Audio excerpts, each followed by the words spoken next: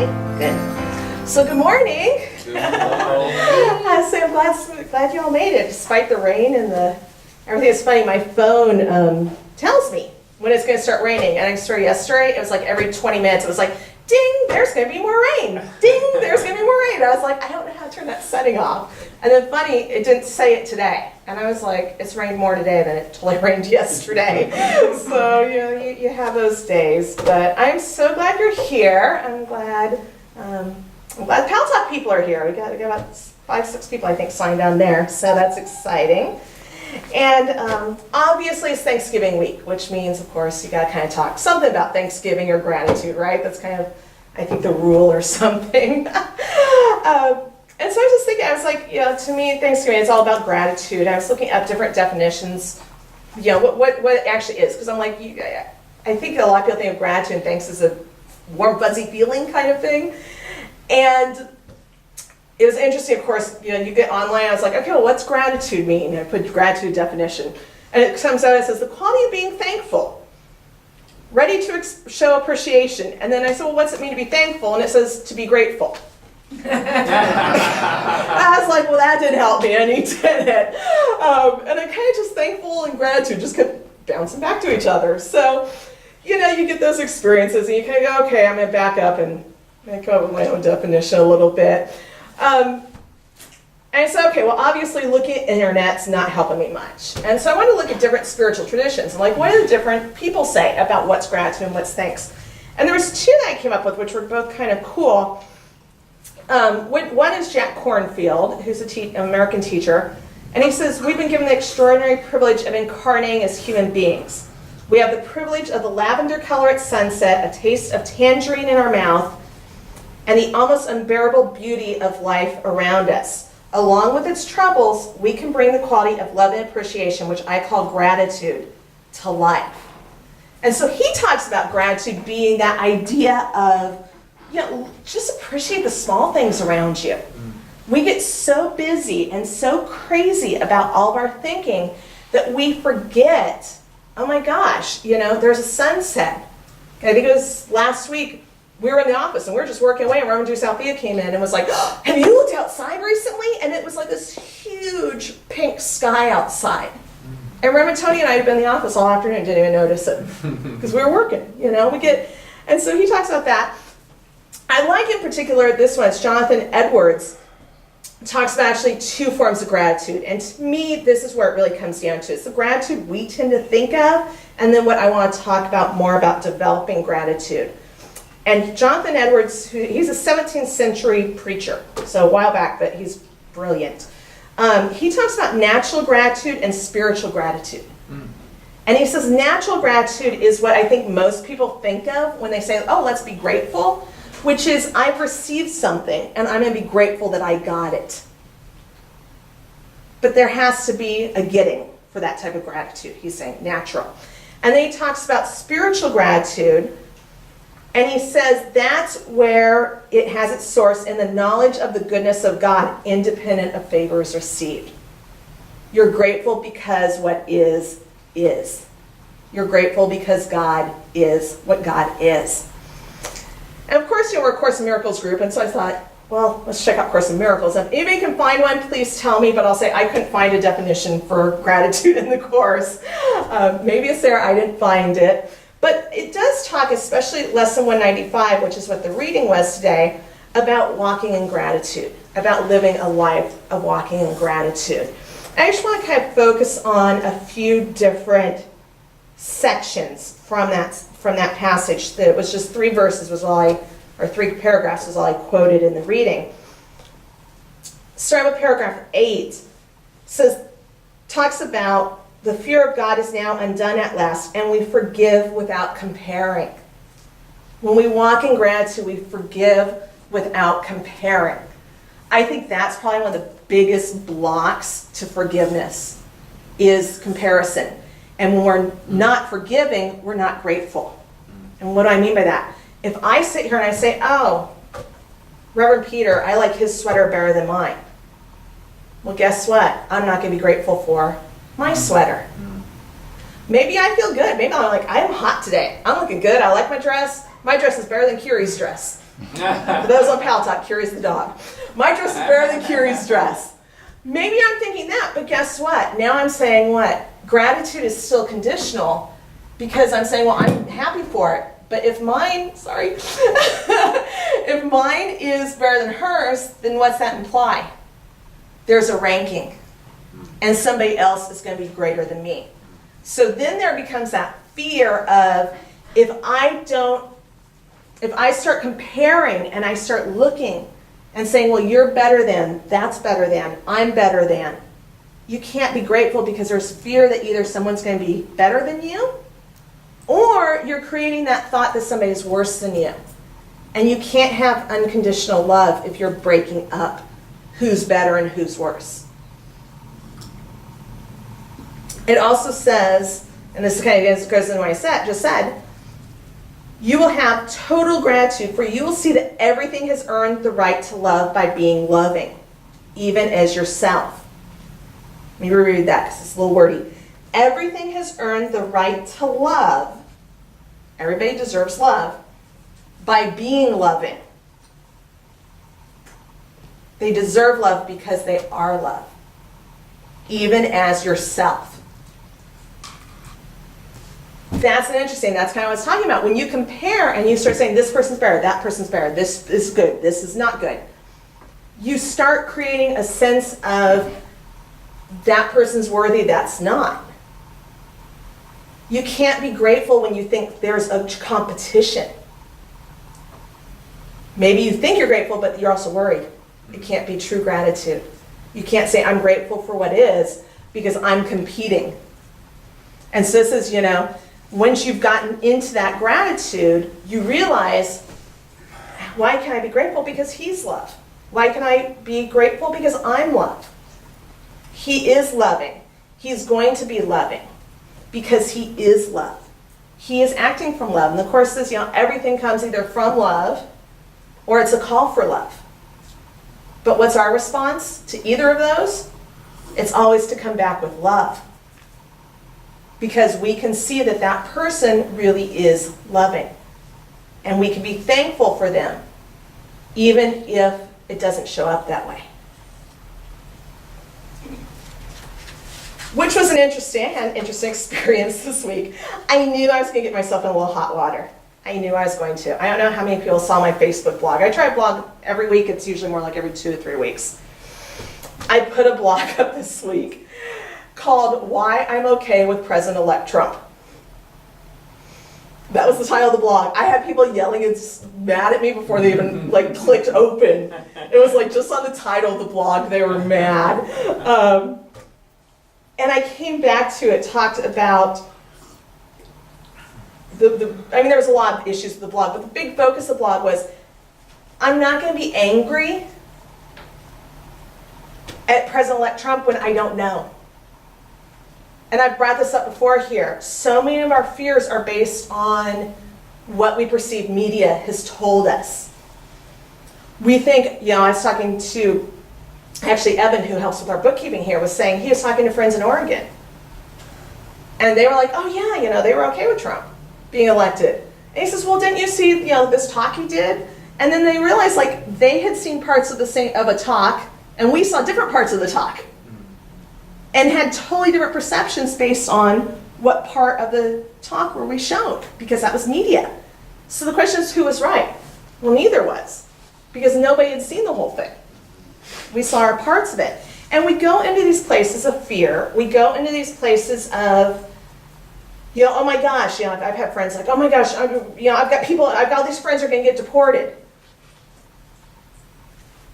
I'm not going to say it won't happen because I don't know what's going to happen. But I'll say I've worked with ICE. I've got friends who are in immigration. They can't keep up with their workload now. How are they going to find 2 million people who are unregistered in the United States and get rid of them? I'm they can't even deal with the 400 cases they got right now. I heard they said it was $2 billion a year and at least $1 billion a year ongoing to try and maintain that program he's talking about. And I'm we don't have that money, floating around. And so I'm looking at, this part talks about gratitude becomes a substitute for the anger and the insane perceptions. You get that. Gratitude is a substitution for anger and insane perceptions. And I thought, can somebody look, and like I said, people were mad at my blog just based on the title of it. I'm okay with President-elect Trump. I don't know what he's going to do. But most of the stories I heard people like upset about was, well, he said he was going to do this. He said this is his policy. And I thought, since when do we actually believe that politicians are going to do what they said? Think about that. How many things have we heard on the campaign trail? And, like, hardly any of that happens. And people are so riled up thinking, oh my gosh, all this is going to happen. I'm like, since when do we even think they're going to do what they said? And so we go into these crazy stories. We go into these insane perceptions.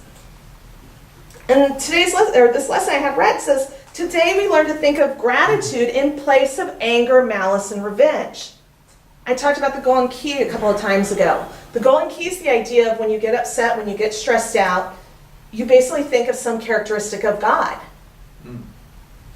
You know, I'm upset, I'm trying to think of something. My neck is hurting today. I've got a little bit of a neck icky, a little bit of stiffness. Well, instead of dwelling on, oh my gosh, my neck's hurting, and now I'm going to get a headache, and now I may get, I'll get dizzy, and I might get sick if I get too bad of a headache. And instead of thinking that, the golden key says, okay, stop your thinking, stop it, and start thinking things like, God is the healer of all things. God takes care of me. God is, the great physician. However, whatever works for me.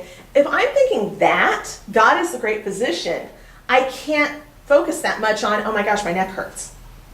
Because what? It becomes insignificant in the light of who God is and what God is. And so this one, like I said today, it says today we learn to think of gratitude in place of anger, malice, and revenge. As we're coming up to Thanksgiving, can we stop and say, okay, I'm going to give up my crazy, insane perceptions.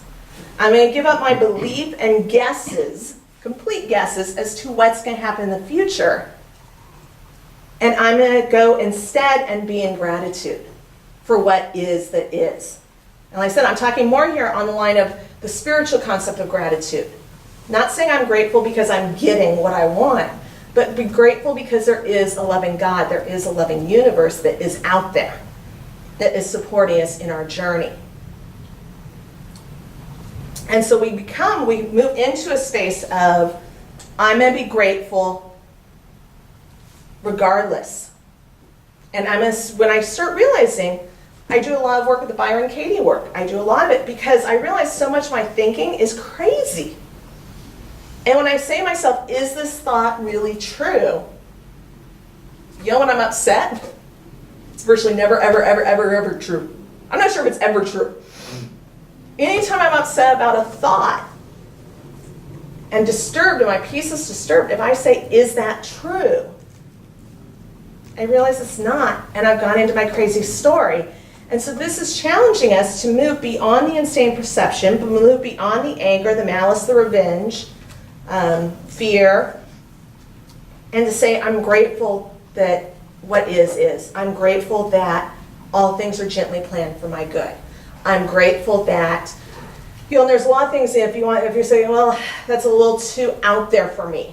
It's a little hard for me just to be grateful for God being God. We stop, go back to Jack Kornfield. Let's start looking around and be grateful for the things we've got. I'm grateful there's coffee this morning. I'll tell you, I was really grateful there was coffee this morning. I'm grateful that I've got a bed to sleep on. I'm grateful that I have a job that I really enjoy. I'm grateful that I have an awesome boss who's doing our sound system today. I'm grateful for, we've got good streets to drive on. Think of 150 years ago. Just to get from New York to California, that was like, I don't even know how long it took. I don't even want to think about that one, Now it's like you jump on a plane, you're there in 4 hours, and what do? We complain because the guy in front of us reclined the chair in the plane. Instead of realizing, I just got from California to New York in 4 hours. We start focusing, instead of on the good, we start focusing on our negatives. And so this is challenging us to say, let's take control of our thoughts and let's change them. Let's look at where is the good. Let's take the gratitude and substitute it for the insane perceptions. And what happens then? What happens when we go into gratitude? It says our gratitude will pave the way to him. And in different spots, it says our gratitude to God becomes the way in which he is remembered. How do we remember God when we're angry and saying, well, this sucks? I don't like this. You can't remember God when you're in anger and you're in judgment, because God's love. God's the one who's allowed us to have this existence. And there's different theories as to how we got here. But at this point, God's letting us hang out here. God hasn't woken us up violently from the dream, it says. We're being allowed to have an existence. And so we go into this space of, I'm going to be grateful. And we start really saying gratitude. It says God enters easily. For these are the true conditions for your coming home. How do you remember that you are one with God when all you're doing is judging God and saying, you didn't make this right. You didn't have Hillary Clinton win. You didn't give me whatever. I don't know, I can't think. Think of something you like, and when you think of something I want and I ain't get, I'm blaming God. I'm saying this isn't good enough. Now I'm taking the place of God. And I can't go back home when I'm telling God, you're not, for that matter, I'm better than you. Because I'm going to tell you what's right. And what you're doing, God, isn't. And so we shift that. We shift the gratitude. We take away the insane thoughts. We take away all the judgments. We take away the rage, the fear, the anger, the hurt. And it allows us to open up to our relationship with God. And ultimately, and I've said this before, it says you need to develop your weakened ability to be grateful or you cannot appreciate God. Here's the key part. He does not need your appreciation. God's good. God doesn't need us to say thank you. God's okay with that. But you do. Gratitude isn't for the purpose of God getting its ego stroked. Ego stroked. Gratitude is for the purpose of us remembering how blessed we are, of releasing our judgments, of releasing our thoughts that things aren't good enough the way they are. And so it's like, yes, we express thanks to other people, we express thanks to God, but ultimately, every time we do something, what happens? It changes who we are, which is the point of gratitude. Course in Miracles talks a lot about gratitude, especially in the lessons. Some of the things it says to give thanks to God for. Give thanks to God just simply for what it has done for us. Give thanks to our brother. Thank you, Reverend Peter. Thank you, Leslie. Thank you, Evie. Thank you, Reverend Tony. Thank you, Casey, and Reverend Rudy, and Alex, and Reverend New Southeast back there. And all our folks on Paltac. Thank you for showing up. Well, the lesson just is give thanks to your brother for showing up. Thank you for being in my life and being here to support me and heal me and help me remember that I'm love. What are those things? Thanks to the world for joining with us. This is one of them that I think a lot of us struggle with. God thanks us. God thanks us for practicing and living, it says His Word. I would say it's spiritual principles, and for completing Him. There's so much gratitude we can look at. We can get tangled up in the crazy thoughts and our crazy fears of what may happen. Or we can take Thanksgiving and say, it's a reminder to stop and be grateful. It's a reminder of how many blessings we have in our lives. And I'll say, this didn't say, this one that I had read today, didn't say, love is the way I momentarily pause. It says, love is the way I walk in gratitude. Well, what's walking? Think of it. It's a continuous process. It's ongoing.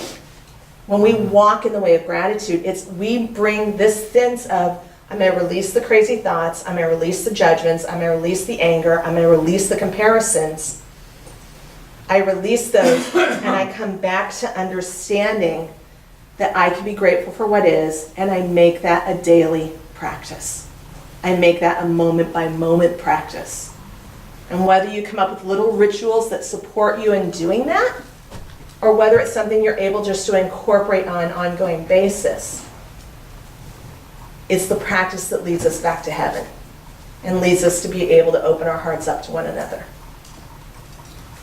So celebrate Thanksgiving if you haven't signed up with us yet. We're having turkey and pumpkin pie on Thursday, and I guess that will be my talk, and I'd love to hear your feedback as Reverend Tony untangles the microphone over there and turns on green. I've color coded the whole audio system, so thank you. Thank you.